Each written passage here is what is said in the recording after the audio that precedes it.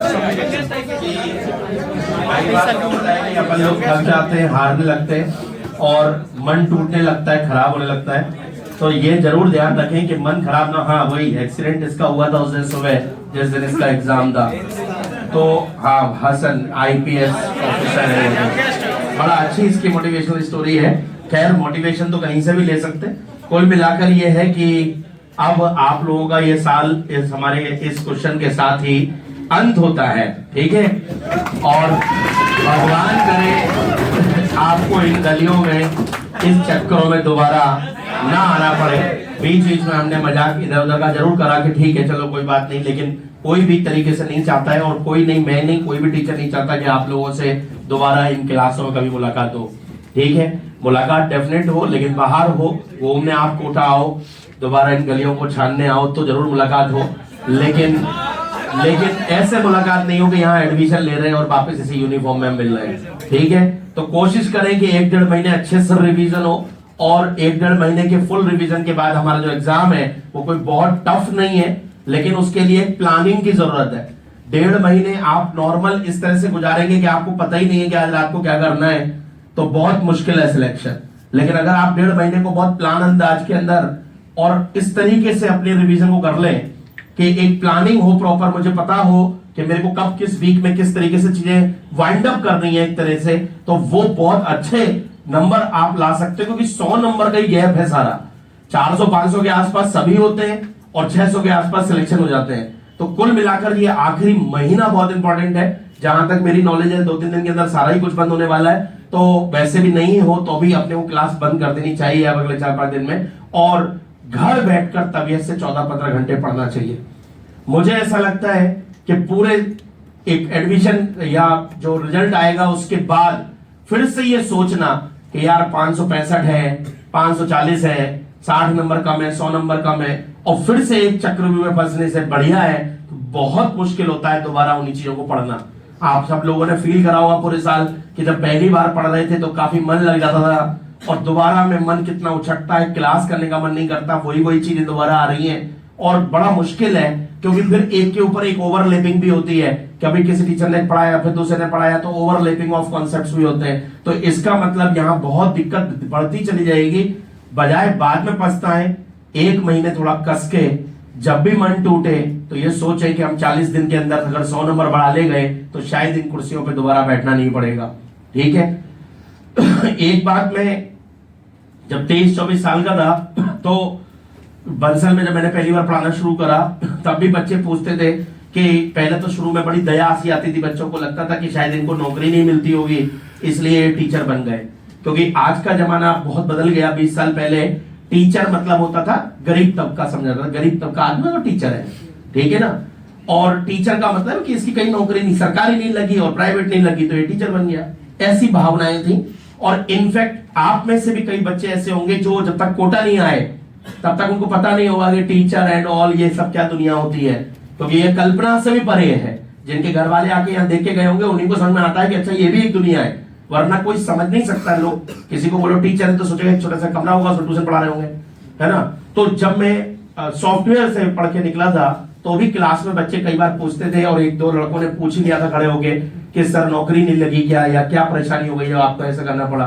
तो मैंने कहा ऐसा कुछ नहीं है, ये बहुत अच्छा प्रोफेशन है, जैसे डॉक्टर है ऐसे टीचर है, क्योंकि इससे क्या होता है पब्लिक से जुड़ने का मौका मिलता है। आज मैं अगर सॉफ्टवेयर इंजीनियर ही होता तो हो सकता है कि मैं किसी बाहर, जैसे मेरे सारे दोस्त बैठे हैं, मैं भी किसी अमेरिका की कंपनी में बैठा होता, 10-15 देश घूम चुका होता, लेकिन मुझे लोग बहुत कम जानते हैं, ठीक है ना। तो ये सबकी अपनी अपनी चॉइस है, किसी को कुछ पसंद होता है, किसी को कुछ पसंद होता है। तो हमें पसंद ये था कि हमें लोग जाने, बहुत सारे लोग जाने, और बहुत सारे कोने कोनों में अब IPS IAS ऐसी कोई पोस्ट नहीं है जहां पर हम लोगों के पढ़ाए हुए बच्चे इस समय नहीं है, ठीक है ना। हर जगह मिलते हैं, हर जगह अवेलेबल है। कोटा के अंदर कम से कम 10 डॉक्टर हैं जो प्रैक्टिस कर रहे हैं बाकायदा, कोटा के अंदर ही प्रैक्टिस उन्होंने अपना करना शुरू कर दिया, और वो भी हमारे यहाँ स्टूडेंट है। 50 से ज्यादा टीचर हैं एलएन में जो इस समय पढ़ा रहे हैं, वो हमारे स्टूडेंट हैं। तो एक्चुअली ये एक अपना अलग प्रोफेशन है। दूसरा, एक बच्चे ने क्वेश्चन पूछा था उन्हीं इनिशियल डेज में कि सर घर वाले कहते हैं, आप कहते हो इंजीनियर बन जाओ, बीटेक उस समय हम IIT तैयारी कराते थे, तो क्या है, क्या पैसा केवल ऐसे ही कमा सकते हैं? तो ये भी मैं तुम्हें बता दूं कि पैसा तो बहुत तरह से कमा सकते हैं, और तुम आज के युग के बच्चे हो, तुम्हें पता है कि पैसा कमाने के लिए कोई पढ़ना जरूरी नहीं होता, ठीक है ना। ऐसा कुछ नहीं है कि कोई पढ़ेगा उसके पास पैसे होंगे और जो नहीं पढ़ेगा उसके पास पैसे नहीं होंगे, बल्कि ये तो मेरी लाइफ के अपने एक्सपीरियंस है कि हमारे स्कूल में हम जिनको छोड़कर आए थे सबसे रद्दड़ पढ़ने में, आज उनके पास ही सबसे ज्यादा संपत्ति है। लेकिन क्या संपत्ति सब कुछ होती है? क्या पैसा ही सब कुछ होता है? क्या एक हॉस्टल वाला जो हमसे बहुत ज्यादा पैसे कमाता है, उसके पास कोई जाके ये नहीं पूछेगा कि मेरे बच्चे हैं छोटे, बताओ क्या करें कि हमारा बच्चा हॉस्टल वाला बन जाए? उसके पास कोई नहीं पूछेगा। पैसा उसके पास कुछ भी हो सकता है। आज मेरे दोस्त था, स्कूल में पढ़ते थे हम लोग, अभी मेरे एक एल्यूमिनी फंक्शन हुआ, मैं जा नहीं पाया आप लोगों के बैच की वजह से, तो उस फंक्शन के अंदर जो सबसे थर्ड क्लास बच्चा था, उसका टेंट का काम है, बस टेंट का, और टेंट के काम में उसने 10 करोड़ रुपए सारा कमा लिया। मेरी एज ग्रुप का ही है, ठीक है। पूरे मतलब शहर में जब बड़ी बड़ी शादियां होती हैं उसमें उसका टेंट और लाइटिंग का काम है, तो वो इतना बड़ा निकल गया इसी काम में कि पूछोगा तो बिल्कुल सबसे 10th में 3 बार फेल हुआ था, जब हम 12th कर गए तब भी वो 10th में था, ठीक है ना। तो इसका मतलब पैसे से कोई मतलब नहीं होता, लेकिन वो कितना भी बड़ा हो जाए उसके पास जाके कोई पेरेंट्स ये गाइडलाइन मांगने नहीं जाएंगे कि हमारे लड़का, तुम तो बहुत बड़े चमकदार चीज हो, आप बताओ कि टेंट का कैसे काम करते हैं, मेरा लड़का 11th क्लास में आ गया है ना। डॉक्टर बनने का फायदा या इंजीनियर या पढ़ा लिखा होने का फायदा सबसे बड़ा जो मुझे लगता है वो उसका पैसे से कोई लेना देना नहीं है, उसका है इज्जत से लेना देना। वो जो लाइफ हम जीते हैं, जब तुम अपना 4-5 साल का मेडिकल का कोर्स करोगे, वो तुम्हें जो मिलेगी वो एक इज्जत, उसका कोई पैसे से तुलना नहीं है, उसकी तुलना किसी से नहीं हो सकती, क्योंकि वो एक इज्जत मिलती है जब आप लोगों को गाइड करते हो, आपसे लोग मिलना चाहते हैं, है ना। आप आज मैं पढ़ा लिखा हूं इसीलिए लोग मेरे को माला भी लेकर आ गए, फोटो भी खिंचवाना पसंद कर रहे हैं। आज मैं खूब पैसे वाला लाला होता, नीचे समोसे की कचौड़ी की दुकान होती तो मैं से एक भी नहीं जाता, चुपचाप पैसे पकड़ो कचौड़ी तो बात खत्म हो गई, ठीक है ना। तो कहीं ना कहीं पढ़े लिखे होने का एक अलग मीनिंग है। तो मेरा तब भी जवाब यही था, आज भी जवाब यही है 23 साल बाद, कि आप पढ़ो फिर बाद में चाहे कुछ भी करो, लेकिन पढ़कर कम से कम एक ऐसी शानदार डिग्री जरूर रखो। आपको भी पता है कि कहीं पर भी आप सुनते हो कि फलाना बंदा आईआईटी से पढ़ा है या फलाना बंदा एम्स से पढ़ा है या फलाना बंदा डॉक्टर है, तुरंत आपकी सोच उस बंदे के लिए बदल जाती है। और अगर वो ही कुछ भी हो, उसके पास कोई सी भी गाड़ी हो, गाड़ियों से भी फर्क नहीं पड़ता, ठीक है ना। असली फर्क पड़ता है कि आपकी डिग्रियों से, आपकी खुद की पर्सनैलिटी से। तो इन कॉलेजों में जाने से हमारी जो इज्जत बननी है वो मेरे ख्याल से मेन होना चाहिए आपका टारगेट, कि लोग हमसे मिले, लोग हमसे मिलना चाहें, पूछना चाहें, कैरियर गाइडेंस लेना चाहें, वो आपका एम होना चाहिए। और 40 दिन अगर अच्छे से बिताए जाए, अगले 40 दिन, तो मेरे हिसाब से 100 नंबर, इतना मेरा एक्सपीरियंस है पढ़ाने का। मैं सुबह लड़कियों को भी बोल रहा था ये बात कि इस बैच में पढ़ाकर ये पक्की बात है कि मैं ये कह सकता हूं कि एक एवरेज से सब बच्चे ऊपर है। अब किसी कोने में कोई छुप के बैठा हो और वो बिल्कुल इकंडा, वो कह नहीं सकता मैं, लेकिन इतने दिनों से हम पढ़ा रहे हैं तो बहुत दूर से जान जाते हैं चीजें। यही मैं अल्फा भी पढ़ा के आ रहा था, तो लोग रिकॉर्ड भी कर रहे हो, मुझे कोई शर्म नहीं है ये कहने में, मैं ऊपर तक कह चुका हूं। वहां कोई इस लेवल के बच्चे थे नहीं, कोई 2-4-10 हो तो बात अलग है, अपने यहाँ मास ऑफ द स्टूडेंट उस लेवल के ऊपर है। तो अगर आपका सिलेक्शन अब भी नहीं हुआ तो इसमें कहीं ना कहीं गलती आपकी ही रहने वाली है, इतना मैं एज ए टीचर कह सकता हूं। यानी कि आप में से बैठा हुआ हर एक बच्चा इतनी क्षमता रखता है कि आखिरी वक्त में अगर वो केवल बस उसे अपने थोड़े से इन पर टिकाना पड़ेगा, क्योंकि ये टिकाने वाला ही पेपर है। इसको अगर आप टिका नहीं पाए और आप उछल उछल के भाग रहे हो तो फिर बहुत मुश्किल है तैयारी करना, ठीक है। तो थोड़ा टिकाओ इनको, और कमरे में कोशिश करो कि हम लंबे लंबे जो एक स्पैन है उसमें पढ़ाई करें, 2-2, 3-3 घंटे एक राउंड पढ़ाई करें फिर उठें, क्योंकि इससे हमें पेपर की भी क्षमता बढ़ेगी। अगले 1 महीने में कुछ चीजें और आपको बदलनी पड़ेंगी। पहला, जो बच्चे रात को पढ़ने की आदी हैं वो अगले हफ्ते से अपनी प्लानिंग चेंज करना शुरू कर दें, क्योंकि अब आपको घर पे ही रहना है, कमरे पे ही रहना है, तो आपको धीरे धीरे रात वाला काम बंद करना पड़ेगा। 2-3 दिन प्रॉब्लम हो सकती है, दिन में भी नहीं सो पाए और रात को नींद भी नहीं आ रही, क्योंकि हमारा ऑलरेडी रात को जगने की आदत है, लेकिन उसको आपको 2-3 दिन के बाद चेंज करना है। यानी कि 2-3 दिन प्रॉब्लम होगी, फिर धीरे धीरे 10-11 बजे सोने की हैबिट डालो और सुबह उठने की। सुबह उठो, मैक्सिमम पीक आपको 2 से 5 पढ़ना ही है, मतलब 2 से 5 का, तो धीरे धीरे ऐसा कर लो कि 2 बजे 1:30 बजे बैठो तो सीधे 5:30 बजे उठो। ये हैबिट मैं अगले 1 महीने करूंगा, क्योंकि इसको करने में 10 दिन लगे कम से कम। 10 दिन के अंदर ये पटरी पे आती है, और आप जैसे कर रहे हो वैसे ही करते रहे तो बड़ी दिक्कत हो जाएगी। क्यों? क्योंकि 2 से 5 के बीच में ब्रेन और बायोलॉजी के बारे में समझाने की जरूरत नहीं है, लेकिन फिर भी सबको पता है ये बात कि अगर पैर से काम लेना है सुबह 9 बजे की दौड़ में, तो आपको सुबह 9 बजे ही रोजाना दौड़ना पड़ेगा। अगर आपको आपकी जो दौड़ है वो रात की है, तो आपको रात को ही दौड़ना सीखना पड़ेगा। ऐसा नहीं हो सकता कि आप सुबह बहुत तेज दौड़ते हो तो रात को आप जीत के आओगे, नो। क्योंकि बॉडी स्ट्रक्चर होता है, स्लीपिंग टाइम होते हैं, ब्रेन के काम करने के एक्टिव टाइम होते हैं, तो वो टाइम के अकॉर्डिंग आपको यहां पर चेंजेस करने पड़ेंगे। अब इसको बिना एक भी दिन गंवाए हर आदमी अपनी बायोलॉजिकल क्लॉक को इस आखिरी महीने में ठीक कर ले, ठीक है।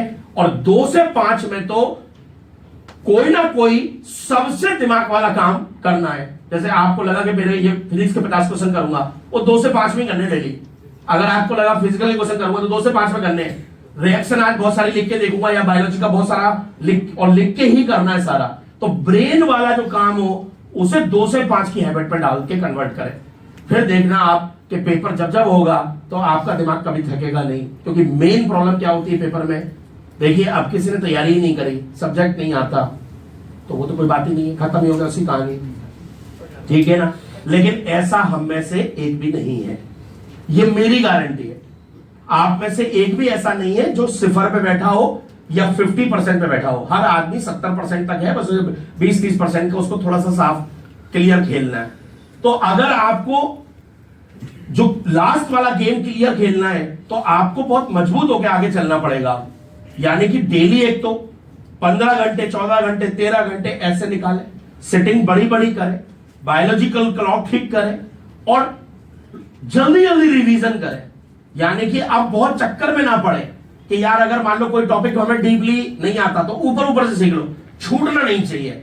कई बच्चे होते हैं कि फिजिक्स में 3-4 यूनिट अच्छी है, अब मैं नहीं कर रहा, इसकी जगह मैं बायोकेमिस्ट्री पढ़ ले रहा हूं, 2 यूनिट नहीं आती, कोई बात नहीं, इसके क्वेश्चन छोड़ाऊंगा। नहीं, 2 यूनिट आप बहुत डिटेल में मत पढ़ो, लेकिन 12th के लेवल पे तो पढ़ सकते हैं ना। 12th के लेवल पे तो इतना जान सकते हैं कि इसमें क्या फॉर्मूले हैं और क्या फॉर्मूले से क्या क्वेश्चन हो जाता है। लेकिन कुछ भी छोड़ना मत, छोड़ के पेपर में जाना इसलिए हार्मफुल है क्योंकि आप जिसको छोड़ के गए पता चला उसमें से चवन्नी क्वेश्चन आ गए, ठीक है। तो छोड़ना सिलेबस नहीं चाहिए बिल्कुल भी, भले ही ऊपर से पढ़ जाओ। जैसे मान लो हमें पढ़ना है तो हम तो ऑप्टिक्स यूनिट मान लो हमारी पूरी खराब है, तो हम कुछ नहीं करेंगे, कम से कम उसके मोटे मोटे जो 2-4 मेन फॉर्मूले हैं जिन पे जनरली क्वेश्चन बनते रहते हैं उतने जो करके चले जाए, ठीक है। और एक चीज नेचुरल इस बीच में होगी, आप जैसे ही 7 दिन पढ़ लिया करोगे तो अगले 7 दिन आपको पढ़ने का मन ये नहीं करेगा कि मैं तो पीछे वाला फिर भूल गया।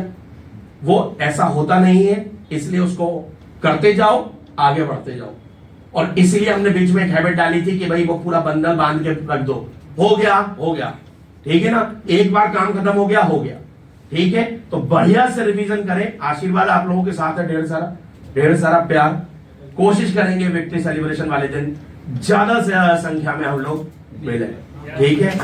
और आज के आपके प्यार को लौटाने का हमें भी मौका मिलेगा। और डेफिनेटली एलन जो भी कुछ करे वो तो करते ही है, फंक्शन करेंगे, जब इस साल इतना बड़ा है तो और बड़ा ही होगा भगवान चाहे तो। लेकिन मेरी तरफ से भी मैं आपको डेफिनेटली उस दिन अगर आप लोग रुकने के मूड से आते हो तो एक दिन अपन भी आपस में मिलकर पार्टी करेंगे, उसका मजा भी है ना, उसमें मजा भी आता है। तो इसलिए ज्यादा से ज्यादा संख्या में कोशिश करें। लास्ट में आपके मोटिवेशन के लिए यही कर सकता हूं कि अब आज से आपको मेरी कसम है कि आप जब भी उठो पढ़ने से तब आप ये सोच के उठ जाना कि हम सर की कसम खा के बैठे कि हमें अगले 40 दिन तो पढ़ना ही है। मेरी कसम रिजल्ट के लिए नहीं है, मेरी कसम सिर्फ इसलिए कि अगर आपने दिल से जरा सा भी माना हो कि सर ने हमारे संग जस्टिस करा, मेहनत करके पढ़ाया, या ये हमारे सिलेक्शन के प्रति थोड़ा बहुत सोचते हैं, तो आपको सबको मेरी कसम है, 2 छोटे बच्चे मेरे, कि आपको अगले 40-45 दिन अपनी पूरी ताकत से पढ़ना है, ठीक है। ये मेरी तरफ से मोटिवेशन है, ठीक है। आपको जब भी लगे तो ये कह देना कि भाई कम से कम किसी का तो प्यार निभा ले जिंदगी में, ठीक है। Thank you very much.